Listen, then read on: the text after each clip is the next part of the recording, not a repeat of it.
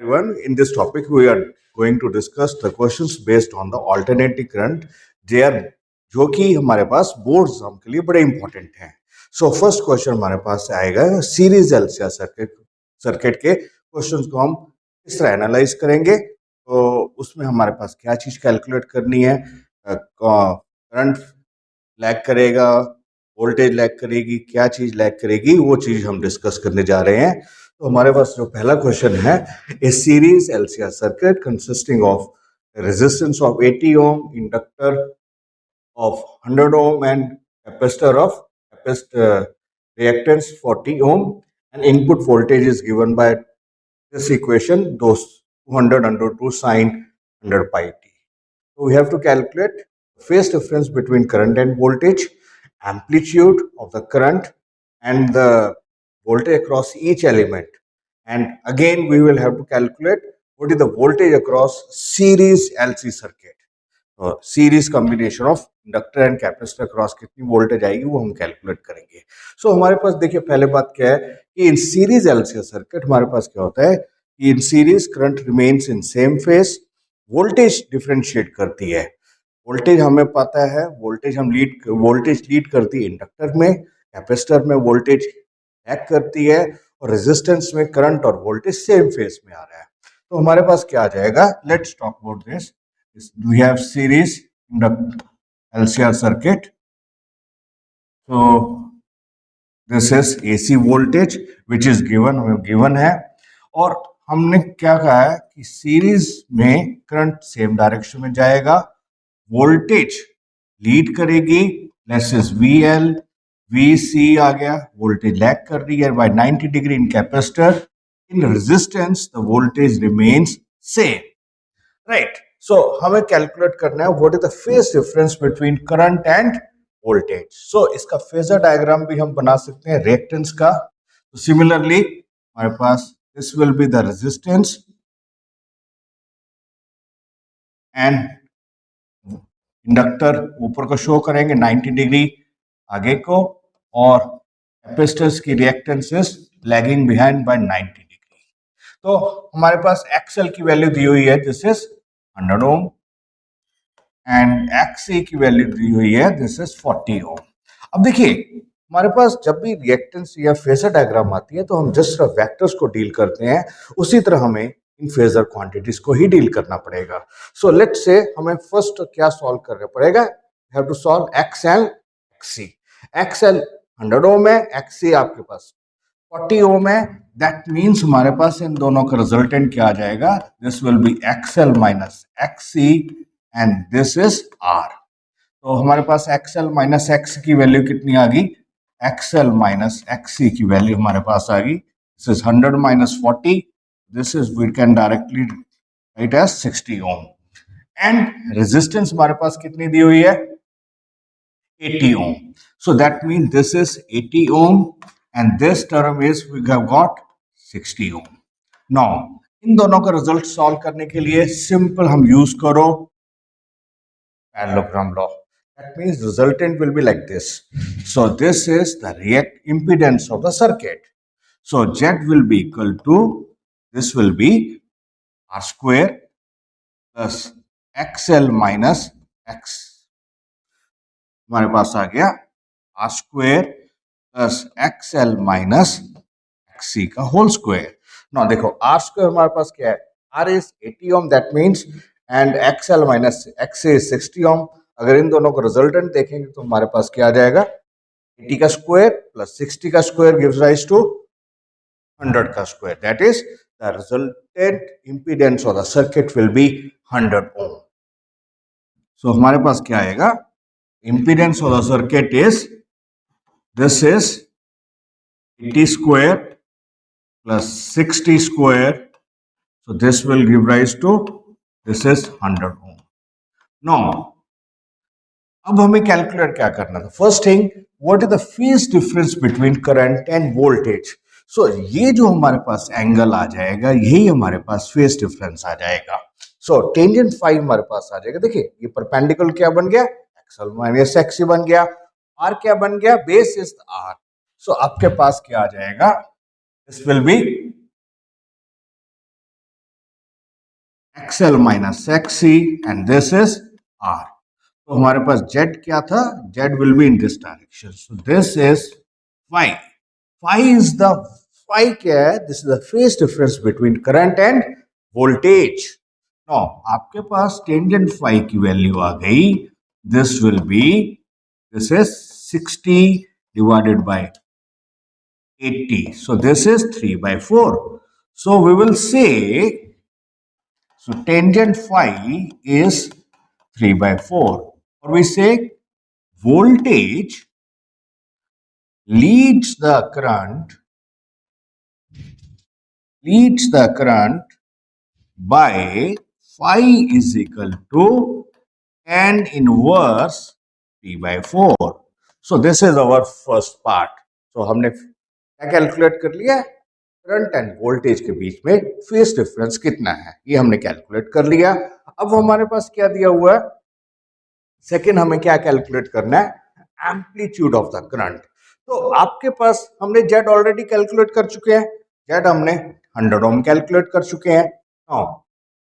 Current amplitude calculate करने के लिए ये हमारे पास देखिए, this is the 200 under root of 2. This is the peak value of voltage. We will say this is the amplitude of the voltage. So आपके पास क्या आ जाएगा? सिंपली ओम्स लॉ लगाइए. So V is equal to I into Z और I will be equal to V upon Z. अगर हमने peak value calculate करनी है तो वोल्टेज की पीक वैल्यू देख लेंगे. अगर हमने RMS वैल्यू कैलकुलेट करनी है करंट की तो यहां हम RMS वैल्यू ऑफ वोल्टेज देख लेंगे. तो जेड हमने कैलकुलेट कर चुके हैं. इंपीडेंस हमारे पास कितनी थी? 100 ओम थी. तो आपके पास पीक वैल्यू ऑफ करंट कितना आ जाएगा? Let's say this will be 200 under root of 2 divided by that हमारे पास 100 ओम है.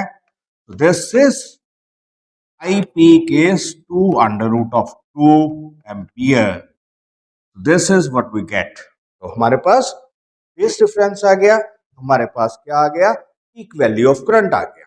अब हमारे पास कैलकुलेट क्या करना है? देखिए, अब हमारे पास कैलकुलेट करना है वोल्टेज अक्रॉस ईच एलिमेंट. अब देखिए, हमने करंट की वैल्यू, पीक वैल्यू कैलकुलेट की है.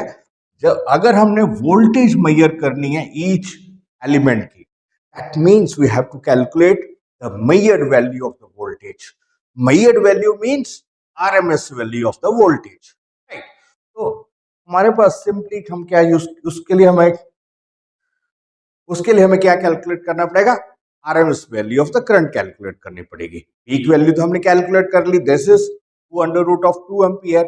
सो IRMS कितना आ जाएगा हमारे पास? IRMS will be equal to peak value by under root of 2. So IRMS is 2 ampere. हमारे पास I की पीक वैल्यू हमारे पास थी 2 अंडर रूट ऑफ 2 एम्पियर थी. तो आपके पास IRMS भी कैलकुलेट कर लिया. ठीक है. अब हमारे पास इंडक्टर के अक्रॉस वोल्टेज, कैपेसिटर के अक्रॉस वोल्टेज और रेजिस्टेंस के अक्रॉस इंडिविजुअल वोल्टेज कितनी आएगी वो हमें कैलकुलेट करना है. तो वोल्टेज अक्रॉस इंडक्टर हमारे पास आ जाएगी VL is equal to I into XL. XL की वैल्यू हमारे पास क्या है? XL की वैल्यू हमारे पास थी, देखिए, XL is 100 ohm, X is 40 ohm and R is 80 ohm. तो हमारे पास आ गया XL is 100 Om. That means VL will be equal to 2 into 100 और VL will be 200 वोल्ट. तो आपके पास इंडक्टर के क्रॉस भी हमने वोल्टेज कैलकुलेट कर ली है. सिमिलरली कैपेसिटर के क्रॉस वोल्टेज आ जाएगी V is equal to I into XC. XC हमारे पास कितना है? XC हमारे पास I think 40 था. Yes, it was 40 ओम है ना. तो R हमारे पास 80 है. आपके पास क्या आ गया? VC will be equal to 2 into 40, right? 2 into 40 ohm. So voltage across capacitor will be 80 volt. And similarly, voltage across resistance will be I into R. R was 80, so VR आपके पास कितना आ गया 2 into 80. So this is 160 volt. तो हमने individual elements के cross भी हमने voltage calculate कर ली. Right. अब लास्ट पार्ट में हम क्या करेंगे, हमें कैलकुलेट करना है वोल्टेज अक्रॉस एलसी सर्किट. ठीक है. दैट मींस इन दोनों पॉइंट्स के क्रॉस वोल्टेज कितनी है ये हमें कैलकुलेट करना है. अब देखिए, जैसे हमने डायरेक्ट करंट में कैलकुलेट करते थे कि जो टोटल वोल्टेज है V1 प्लस V2 होती थी, लेकिन एसी में हमारे पास क्या है, क्योंकि फेज डिफरेंस क्रिएट हो जाता है, वोल्टेज लीड कर दिया या लैग करती है, तो सिंपली हम ऐड नहीं कर सकते, है ना. तो आपके पास देखना पड़ेगा, यहां हमारे पास वोल्टेज लीड कर रही है, यहां हमारे पास वोल्टेज लैग कर रही है. राइट. तो दैट मींस हमें जैसे वेक्टर्स को डील कर रहे थे, ठीक है, तो दो वेक्टर्स अगर सेम डायरेक्शन में हम डायरेक्टली ऐड कर सकते थे, दो वेक्टर्स ऑपोजिट डायरेक्शन में होते हैं, हम उसको डिफरेंस लिखते हैं. ठीक है, a माइनस बी, और ऐड करने के लिए सिंपली a प्लस बी. हमारे पास यहां पर देखिए VL और VC फेज डिफरेंस कितना आ गया 180 डिग्री. तो आपके पास जो इफेक्टिव वोल्टेज है V across LC circuit, across LC elements के अक्रॉस वोल्टेज कितनी आ जाएगी, दैट मींस VL ऊपर को थी, VC आपके पास नीचे को है. ठीक है. That means there is a phase difference of 180 degree. Voltage आ जाएगी आपके पास VL minus VC. So this is the important part कि अब अगर टोटल वोल्टेज डायरेक्टली हमें ऐड नहीं करनी, राइट, तो आपके पास आ जाएगा this will be 200 minus 80, so V is equal to 120 volt. अगर आप डायरेक्टली ऐड करोगे ना, this is 200 plus 80, this will be 280 plus this 160, so that will be our wrong answer. यहाँ इन दोनों को सिंपली ऐड करो 280 volt, that will be our wrong answer. Right.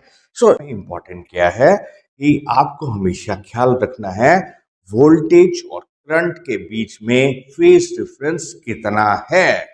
This is very very important in questions for dealing with series LCR circuit, और even अगर आपके पास by chance parallel LCR circuit भी आता है, तभी आपको phase difference is very very important. Right.